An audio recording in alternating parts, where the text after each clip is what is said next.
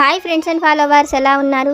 మనమంతా సంతోషంగా ఆరోగ్యంగా ఉండాలని, ఆ అనంతశయనుడి చల్లని అనుగ్రహం మనకు లభించాలని, మనం చేసే ప్రతి పనిలోనూ ఆ సాయినాథుడి కరుణా కటాక్షాలు మనకు తోడుగా ఉండాలని, ఆ సమర్థ సద్గురుల అనుగ్రహం ఆశీస్సులు మనందరకు లభించాలని మీ అందరి తరపున నేను కూడా బాబా గారిని కోరుకుంటున్నాను. ఫ్రెండ్స్, మన ఛానల్ ఎవరైనా ఫస్ట్ టైం చూస్తుంటే సబ్స్క్రైబ్ చేసుకొని ఒక లైక్ చేయండి. దానివలన మన వీడియోస్ మరికొంతమంది సాయి బంధువులకు చేరుతాయి. ఈరోజు బాబా గారి దివ్య ఆశీర్వాదంతో ఒక మంచి విషయాన్ని తెలుసుకుందాం. మనకు సాయి తండ్రి తెలియజేస్తున్నారు, తల్లి, నీకు సత్యం అనిపించే సంతోషకరమైన మాట చెప్పబోతున్నాను. బిడ్డ, అనవసరంగా నీవు భయపడుతున్నావు. నీ మనసు చెప్పినట్లుగా వింటూ తెలియని వేదనకు, దుఃఖానికి నువ్వు గురి అవుతున్నావు. ఒక్కసారి నేను చెప్పే ఈ మాటను నువ్వు వినిచూడు. నీకు ఉన్న బాధ అంతా కూడా తొలగిపోతుంది తల్లి. ఇది నాకు కావాలి బాబా అని నువ్వు పదే పదే అడుగుతున్న విషయాలు తప్పకుండా జరిగి తీరుతాయి. ప్రతి పనికి ఒక సమయం అనేది ఉంటుంది. ఆ సమయం వచ్చే వరకు శ్రద్ధ సబూరితో నువ్వు ఎదురు చూడక తప్పదు. ఆ సమయం నీకు వచ్చినప్పుడు నేను నీకు ఇవ్వవలసిన ఆ ప్రతిఫలాన్ని తప్పకుండా అనుగ్రహిస్తాను. నువ్వు ఎందుకు ఇంకా దిగులు పడుతూ బాధపడుతూ ఉన్నావు? నీకు ఉన్న అనుమానం వలన, భయం వలన నీ కళ్ళ ముందు ఉన్న నన్ను చూడలేకపోతున్నావు. నాతో మనస్ఫూర్తిగా మాట్లాడలేక దుఃఖపడుతున్నావు. ఎన్నిసార్లు నేను నీ ముందుకు వచ్చి నీ కష్టం తొలగించాను. నీ హృదయంపై చెయ్యి వేసుకొని గుర్తు చేసుకో. అప్పుడు నీకు చాలా గట్టి ధైర్యము, నమ్మకము కలుగుతుంది. బిడ్డ, మళ్ళీ మళ్ళీ నీకు నేను తెలియజేస్తున్నాను, నా బిడ్డవైన నీకు ఏ సమయానికి ఏది ఇవ్వాలో నాకన్నా బాగా ఎవరికీ తెలియదు. నీ మంచి గురించి, నీ బాగు గురించి నాకన్నా బాగా ఎవరూ తెలుసుకోలేరు. ఎందుకంటే బిడ్డల గురించి తల్లిదండ్రుల కంటే బాగా ఎవరికి తెలుసు? అలాగే నువ్వు నా బిడ్డవు కనుక నీ గురించి నాకన్నా ఎవరికి బాగా తెలియదు. నువ్వు నాపైన సంపూర్ణ నమ్మకం ఉంచు, శ్రద్ధ సబూరితో ఉండు. నీకు కావలసిన వాటిని నేనే నీకు చేరవేస్తాను అని మన సాయి సద్గురువులు చక్కని ఆదేశంతో కూడిన గొప్ప సందేశాన్ని మనకు అనుగ్రహించారు. సాధారణంగా మనం మన నిత్య జీవితంలో రోజు ఎన్నో రకాలైన సమస్యలతో పోరాడుతూ ఉంటాం. కొన్ని మనకు అప్పటికప్పుడు అవసరం ఉంటాయి, కొన్ని దీర్ఘకాలంలో అవసరం ఉంటాయి. కానీ ఏ అవసరమైనా కూడా బాబా గారికి తెలుసు. వారు తప్పకుండా మన ప్రతి అవసరాన్ని తీరుస్తారు. కానీ మనం కొన్నిసార్లు అనుకుంటాం, నేను కోరిన ఈ కోరిక బాబా గారు తీర్చలేదు. ఎంతో కాలం నుండి నేను బాబా గారినే నమ్ముకున్నాను, బాబా గారినే నేను వేడుకుంటున్నాను. కానీ బాబా గారు ఎందుకు నా సమస్య తీర్చడం లేదు, నా పూజలను స్వీకరించడం లేదు అని బాధపడుతూ పదే పదే బాబా గారితోనే మన సమస్యలు చెప్పుకుంటూ ఉంటాము. కానీ మన సాయి సద్గురువులు భక్తితో నమ్మిన వారికి వారే తల్లి, తండ్రి, గురువు, దైవము, సమస్తము. మన బిడ్డలను గురించి మనకు తెలిసినంతగా మరి ఎవ్వరికీ తెలియదు. మన పిల్లల ప్రతి అవసరము మనమే దగ్గరుండి మరి తీరుస్తాము. పిల్లలు పడే సంతోషాన్ని చూసి వాళ్ళకంటే ఎక్కువగా మనమే సంతోషిస్తాం. అటువంటిది మన అందరికీ తండ్రి అయిన ఆ సాయి సమర్థులు మన కష్టాన్ని తీర్చరని ఎలా అనుకుంటాము? ఆ తండ్రి పైన శ్రద్ధ, సబూరి, నమ్మకాన్ని కలిగి ఉంటే మన ప్రతి అవసరము బాబా గారు తీరుస్తారు. మనకు ఏది అవసరమో ఆ సాయి సమర్థులకు తెలుసు. మన అవసరానికి తగినట్లుగా మన సమస్యను తీర్చేందుకు కొన్నిసార్లు ఆ సాయి సమర్థులే మన ముందుకు వస్తారు. ఈ చక్కని సందేశం మన అందరకు అర్థమయ్యేట్లుగా బాబా గారి దివ్య అనుగ్రహంతో ఒక చక్కని కథ రూపంలో తెలుసుకునేందుకు ప్రయత్నిద్దాం. పూర్వం ఒక గ్రామంలో కృష్ణయ్య అనే ఒక రైతు ఉండేవాడు. అతనికి తన తండ్రి నుంచి వచ్చిన 2 ఎకరాల భూమి తప్ప మరి ఏ ఆస్తి కూడా లేదు. కృష్ణయ్య అందరిలాగానే అతను కూడా తన 2 ఎకరాల భూమిని పండించేవాడు. కానీ అందరికీ పండినంత పంట కృష్ణయ్యకు పండేది కాదు.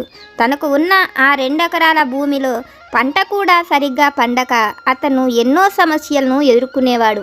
ఎలాగైనా కష్టపడి ఆ భూమిని పండించి తను స్వతంత్రంగా బతకాలని కోరుకునేవాడు. అయితే కృష్ణయ్య పండించే ఆ నేల ఎక్కువగా పండకపోవడంతో అతనికి వచ్చిన ధాన్యాన్ని అమ్మి పన్నులకు పోగా మిగిలిన దాన్ని తన కుటుంబం నడవడం కోసం అతను చేసిన అప్పులకు కట్టేవాడు. అయితే కృష్ణయ్యకు ఒక చెల్లెలు ఉంటుంది.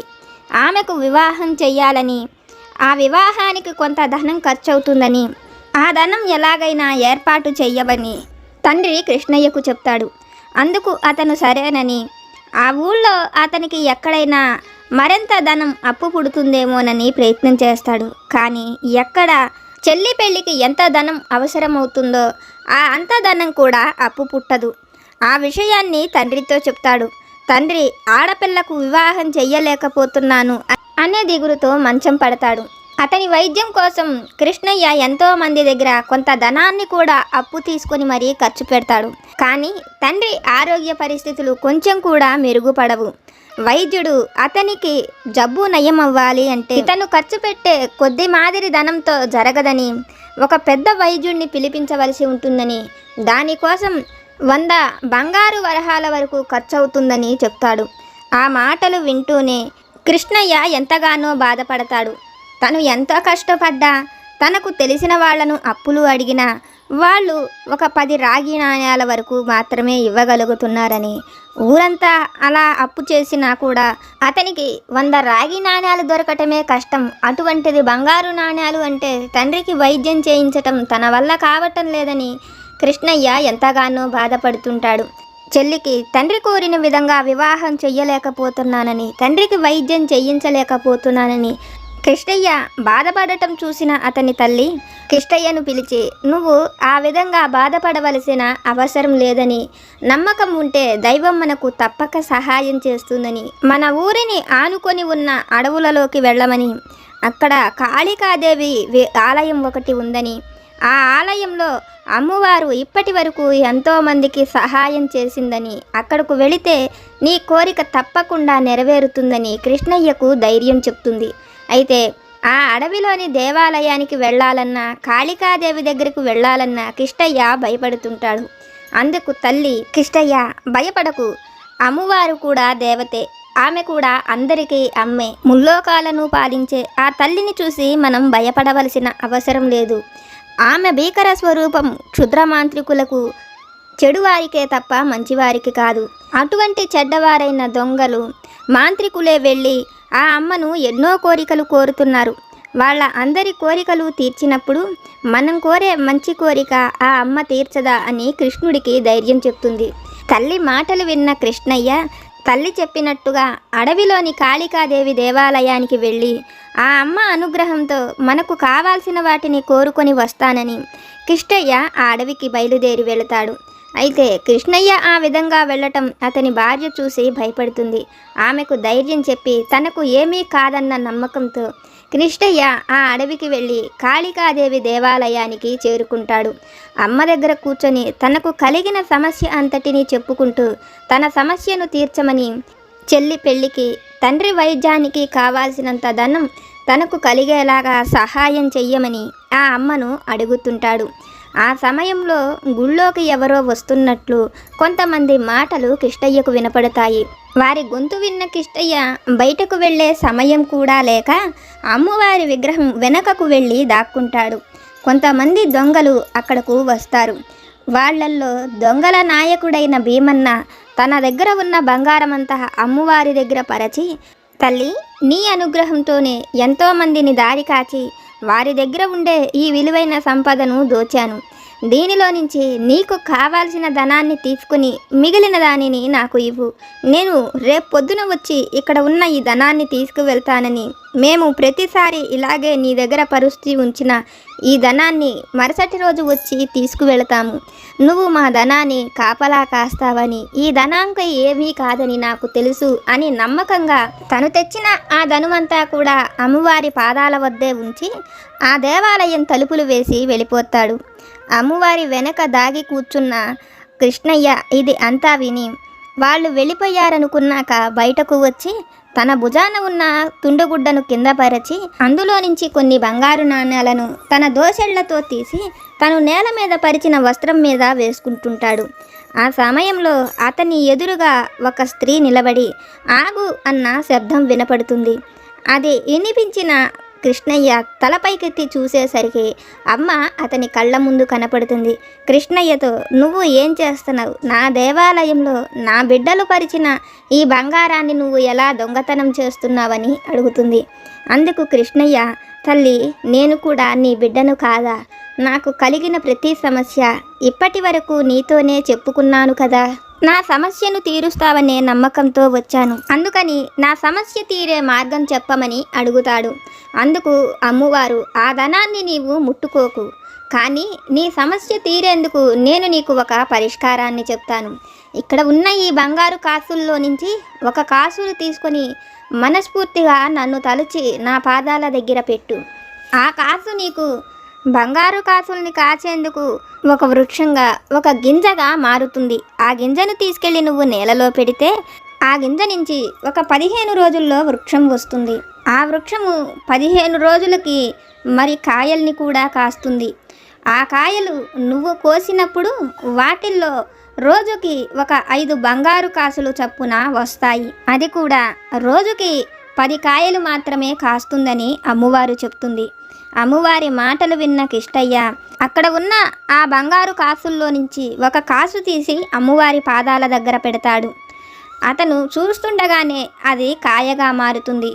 కిష్టయ్య ఆ కాయను తీసి జేబులో వేసుకుంటూ తను తెచ్చుకున్న పైగుడ్డ మీద మరికొన్ని బంగారు కాసులను వేసి మూట కడుతుంటాడు. అది చూసిన అమ్మవారు, కిష్టయ్య వాటిని తీసుకోవద్దని చెప్పాను కదా, దానికి బదులుగానే బంగారు వృక్షం వచ్చే కాసును నీకు ఇచ్చాను కదా అని చెప్తుంది. అందుకు కిష్టయ్య, తల్లి నేను ఈ కాసుల్ని తీసుకుంది నా అవసరానికి కాదు, నా తండ్రి ప్రాణాలు కాపాడుకోవడానికి. అతను ఎక్కువ కాలం బ్రతికే సమయం లేదు. అతనికి విలువైన వైద్యం చేయించకపోతే మరణిస్తాడు. దీనికోసం నాకు ఊళ్ళో ఎక్కడ అప్పు కూడా ముట్టదు. అందుకోసం నేను ఈ 1000 కాసులను తీసుకున్నానని చెప్తాడు. ఆ మాటలు వింటున్న అమ్మవారు, నీ తండ్రికి 100 బంగారు కాసులతో వైద్యం సరిపోతుంది, మరి 1000 కాసులను ఎందుకు తీసుకున్నావని అడుగుతుంది. అందుకు అతను, నా తండ్రి వైద్యం కోసం ఇప్పటి వరకు నేను ఎంతోమంది దగ్గర ధనం అప్పుగా తీసుకున్నాను. కొంత ఇంటిని నడపడానికి తండ్రి వైద్యం కోసమే చేశాను. అయితే ఇప్పుడు నేను ఒక్కసారిగా 100 బంగారు నాణ్యాలను పెట్టి తండ్రికి వైద్యం చేయించగలిగే శక్తి నాలో ఉన్నప్పుడు నేను అప్పుగా వాళ్ళ దగ్గర తీసుకున్న ధనం వాళ్లకు ఇవ్వకపోతే వాళ్ళు ఊరుకుంటారా? నా తండ్రికి వైద్యం జరగనిస్తారా? అందుకోసం వాళ్ళ అందరి అప్పు తీర్చి నా తండ్రికి వైద్యం జరిపించడానికి నాకు 1000 బంగారు కాసుల వరకు అవసరమవుతుంది. అయితే అవి అన్నీ కూడా ఈ వృక్షం ఇచ్చేంత వరకు నా తండ్రి బ్రతకడు. అందుకోసమే నా చెల్లికి వివాహం కోసం కాకుండా నా తండ్రి వైద్యం కోసమే అవసరమైన ధనాన్ని తీసుకుంటున్నానని చెప్తాడు. ఆ మాటలకు అమ్మ సంతోషించి, సరే నాయన, నువ్వు ఈ 1000 కాసులను తీసుకువెళ్ళి నీ తండ్రికి వైద్యం చేయించు. నువ్వు ఇప్పుడు ఈ ధనం ఎలా అయితే తీసుకువెళ్తున్నావో ఆ ధనాన్ని మళ్ళీ అలాగే నీ సమస్యలన్నీ తీరిన తరువాత 1000 కాసులను పోగు చేసి తీసుకువచ్చి ఇక్కడే విడిచిపెట్టు వెళ్ళు. అవి ఎవరి దగ్గర నుంచి నువ్వు తీసుకున్నావో వారికే ఈ ధనాన్ని నేను తిరిగి ఇచ్చేస్తాను. కానీ ఇప్పుడు నువ్వు ఈ ధనంతో ఈ అడవి నుంచి వెళ్ళేటప్పుడు నిన్ను ఈ అడవి నుంచి జాగ్రత్తగా దాటించవలసిన బాధ్యత నాది. కాబట్టి నీకు ఏమీ కాకుండా ఈ అడవి నుంచి నిన్ను సురక్షితంగా నీ ఇంటికి పంపుతాను. కానీ నా మొక్కుబడి ప్రకారం ఆ 1000 నాణ్యాలను నువ్వు తీసుకువచ్చి ఇక్కడ ఇచ్చేటప్పుడు నీకు దారి మధ్యలో ఏ అవాంతరాలు జరిగినా అది నాకు సంబంధం లేదు. అలాగే నువ్వు ఆ 1000 నాణ్యాలు తప్పక ఇచ్చుకోవలసి ఉంటుంది. అలా ఇవ్వని పక్షంలో నువ్వు నీ కుటుంబం వారు ఎన్నో కష్టాలను అనుభవించవలసి ఉంటుందని కిష్టయ్యతో చెప్తుంది. తల్లి, నీ బిడ్డనైన నేను నీ మీద నమ్మకంతో వచ్చాను, అయినా నన్ను నువ్వు ఈ విధంగా పరీక్షిస్తావా అంటూ ఆ తల్లి వైపు చూస్తాడు. అందుకు ఆమె నవ్వుతూ కిష్టయ్యను వెళ్ళి రమ్మని చెప్తుంది. కిష్టయ్య జాగ్రత్తగా ఆ ధనాన్ని తీసుకొని తల్లి దగ్గరకు వచ్చి ఆ ధనం తల్లికి ఇచ్చి ఊళ్ళో తను చేసిన బాకీలన్నిటినీ కూడా తీర్చేస్తాడు. తండ్రికి వైద్యాన్ని కూడా చేయిస్తాడు. అమ్మవారు ఇచ్చిన ఆ గింజను నేలలో పాతేసరికి 15 రోజుల కల్లా వృక్షం వచ్చి దానికి కాయలు కాయటం కూడా మొదలవుతాయి. కిష్టయ్య తను తప్ప మరి ఎవరూ కూడా ఆ చెట్టు ముట్టుకోకూడదని ఆ చెట్టు నుంచి ఆ కాయలను తనే కోసి వాటిల్లో వచ్చే ఆ బంగారు నాణాలను జాగ్రత్త పరుస్తుంటాడు.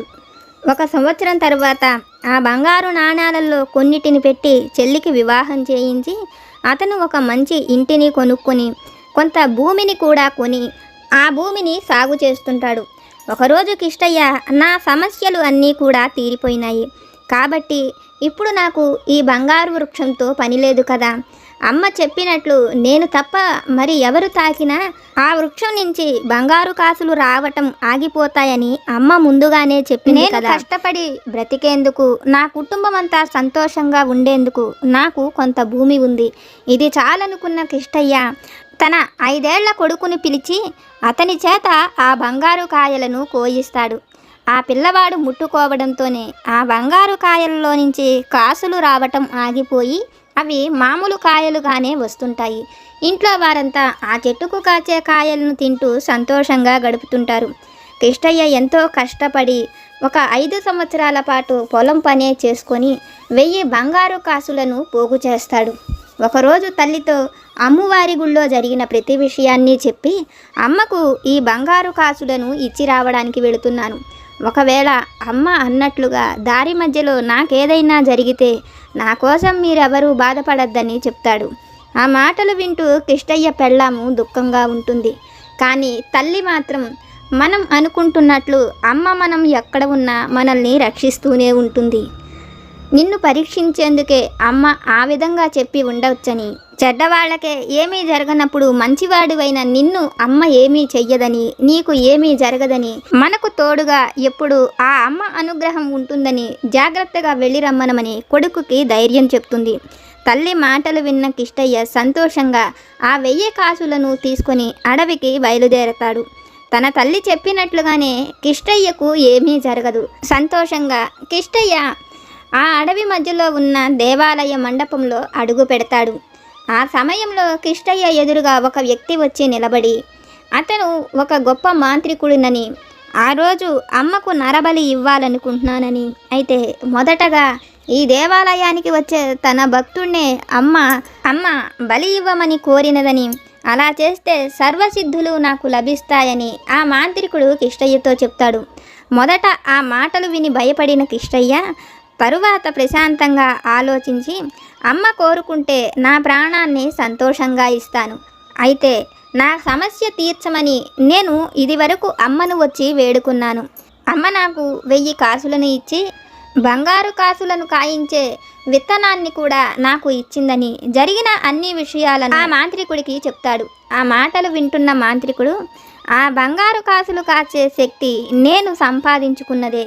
అమ్మ నాకు కొన్ని దివ్యశక్తులు కావాలని అడిగినప్పుడు నువ్వు పొందే దివ్యశక్తుల్లో ఏదైనా నాకు ఒక శక్తిని ధారపోస్తే నీకు మిగిలిన శక్తులన్నిటినీ కూడా అనుగ్రహిస్తానని చెప్పింది. అప్పుడు నేను నాకు ఈ శక్తి అమ్మవారికి ఇచ్చేస్తే బాగుంటుందనిపించి నేను ఈ శక్తిని అమ్మకు ధారపోశాను. నేను అమ్మకిచ్చిన ఆ శక్తి వలన నీకు ఉపయోగం కలిగింది. నా శక్తితో నువ్వు ఉపయోగం పొందావు కాబట్టే నిన్ను బలి ఇచ్చి నేను మిగిలిన శక్తులు పొందేలాగా అమ్మ నన్ను అనుగ్రహించినట్లు ఉందని కిష్టయ్యతో చెప్తాడు. అందుకు కిష్టయ్య మొదట తన మొక్కు తీర్చుకొని వస్తానని చెప్పి అమ్మ దగ్గరకు వెళ్ళి అతను అమ్మను ప్రార్థించి ఆ 1000 కాసులను అక్కడ పెడతాడు. కిష్టయ్య ముందు అమ్మవారు ప్రత్యక్షమవుతుంది. కిష్టయ్య ఆ బంగారు కాసులను ఇస్తూ, తల్లి నన్ను నువ్వు బలిగా కోరావట కదా అని అడుగుతాడు. అందుకు అమ్మవారు అవునని చెప్తుంది. కిష్టయ్య, తల్లి నేను నీ బిడ్డనే కదా, నువ్వు తల్లివయ్యుండి నీ బిడ్డలను బలి కోరచ్చా అని అడుగుతాడు. ఆ మాటలు విన్న అమ్మ, నేను అలా చెబితేనైనా ఒక మనిషి మరొక మనిషిని చంపడమేమిటి అనే ఆలోచనతో అతను వెళ్ళిపోతాడనుకున్నాను. ఈ మాంత్రికుడు ఇప్పటి వరకు ఎన్నో వేల సిద్ధులను పొందాడు. దేనిని అతను ఉపయోగించుకున్నది లేదు, సంతృప్తి పడింది లేదు. కనీసం ఎదుటివారికైనా ఉపయోగించింది లేదు. అతని దగ్గర అంతకుముందు తీసుకున్నటువంటి ఆ సిద్ధిని నేను నీకు అప్పగించాను. దానివలన నువ్వు ఉపయోగం పొందిన మరుక్షణమే ఆ చెట్టు నుంచి ఒక కాయను నీ కొడుకు చేత కోయించి ఇంక నువ్వు ఆ బంగారు కాసులు అవసరం లేదని అనుకుని నీ కష్టంతో నువ్వు ఈ 1000 బంగారు కాసులను పోగు చేసి నాకు తెచ్చి ఇచ్చావు. నువ్వు చెప్పిన అవి అన్నీ విన్నాకైనా ఆ మాంత్రికుడిలో మార్పు కలుగుతుందని, నిన్నే బలిగా కావాలని అందుకే చెప్పాను. నిన్ను కలిసి నీ మాటలు విన్నాక కూడా ఆ మాంత్రికుడిలో ఏమాత్రము మార్పు లేదు. వాడు నిన్ను బలి ఇచ్చి ఎన్నో శక్తులను పొందాలనుకుంటున్నాడు. అయితే నిన్ను వాడు బలి ఇచ్చిన తర్వాత వాణ్ణి బలిచ్చి వాడి దగ్గరున్న సర్వసిద్ధులను పొందాలని పొద్దుడి నుంచి దొంగల నాయకుడు కూడా ఆ బయటే ఎదురు చూస్తూ ఉన్నాడు. ఒకరికి తెలియకుండా ఒకరు ఈ గుడిలోనే ఉన్నారని అమ్మ అన్ని విషయాలు వాళ్లకు వినబడేటట్లు మాట్లాడుతుంది. మాంత్రికుడు ఆ మాటలు వింటూనే తనలో మార్పు రావాలని, తనకు కలిగిన ఆ సిద్ధులు ప్రపంచానికి ఉపయోగపడాలని, తనకు జ్ఞానం కలిగేలాగా అమ్మ ఈ విధంగా చేసిందని ఆ మాంత్రికుడికి అర్థమవుతుంది. కిష్టయ్య బయటకు రావటంతోనే అతను ఎంతో మహాత్ముడని, గొప్పవాడివని, నిన్ను చూపించి అమ్మ నాలో మార్పు కలిగించిందని, అమ్మ ఈ విధంగా చెయ్యడం కోసమే నన్ను ఆపిందని అతను తనలోని మిగిలిన సిద్ధులన్నిటినీ అమ్మకు దారపోసి, మనకు ఏది అవసరమో ఆ దైవానికి తెలుసు. మనం కోరుకున్న ప్రతిదీ మనకు దక్కలేదనే బాధ కంటే కూడా ఆ దైవం మనల్ని అనుగ్రహిస్తే చాలని తెలుసుకున్న మాంత్రికుడు, మనం కోరిన ప్రతిదీ మనకు అనుగ్రహించే అమ్మ మనతో ఉంటే చాలని అనుకున్న దొంగల నాయకుడు అతను సంపాదించిన ధనాన్ని అవసరాలలో ఉండే ఎంతోమంది పేదలకు పంచుతాడు. వాళ్ళల్లో కలిగిన మార్పుని చూసిన కిష్టయ్య, అమ్మ అనుగ్రహంతోనే మనం ఏదైనా సాధించగలమని, మనం ఏమి కోరుకుంటామో మన అవసరాలకు తగినట్లు అమ్మ అది మనకు అనుగ్రహిస్తుందని కిష్టయ్య తెలుసుకుంటాడు. తల్లి, ఇది విన్న నీకు నేనేమి చెప్పాలనుకుంటున్నానో అర్థమైంది కదా. నువ్వు కోరినది, నీకు అవసరమైనది అది నేను తప్పక నీకు అనుగ్రహిస్తాను. నాపై నమ్మకంతో నువ్వు కోరిన ఉద్యోగమైన, నీ వివాహమైన, ఆరోగ్యమైన, నువ్వు కోరినది ఏదైనా శ్రద్ధ సబూరిని కలిగి ఉండు. నీ తండ్రిపైన నమ్మకంతో నువ్వు ఏది కోరుకుంటున్నావో అది నీ జీవితంలో జరుగుతుంది అని ఈరోజైతే బాబాగారు ఒక చక్కని సందేశాన్ని మనకు అనుగ్రహించారు. బాబాగారు మనల్ని అనుగ్రహించి చెప్పిన ఈ వాక్కులను విన్నారు కదా. బాబాగారి వాక్కుల ద్వారా మనం తెలుసుకున్న ఈ విషయాలు కనుక మీకు నచ్చితే లైక్ చేయండి, షేర్ చేయండి. మీకేమైనా సమస్యలు కనుక ఉంటే నాకు కామెంట్ సెక్షన్లో పెట్టండి. నేను పూజ చేసుకునేటప్పుడు మనందరి సమస్యలు తీరాలని, మనందరి కోరికలు తీరాలని మీ అందరి తరపున నేను కూడా బాబాగారిని కోరుకుంటాను. నాకు తెలిసిన పరిష్కారాలను కూడా చెప్తాను. జై సమర్థ సద్గురు సాయినాథ్ మహారాజ్ की जय।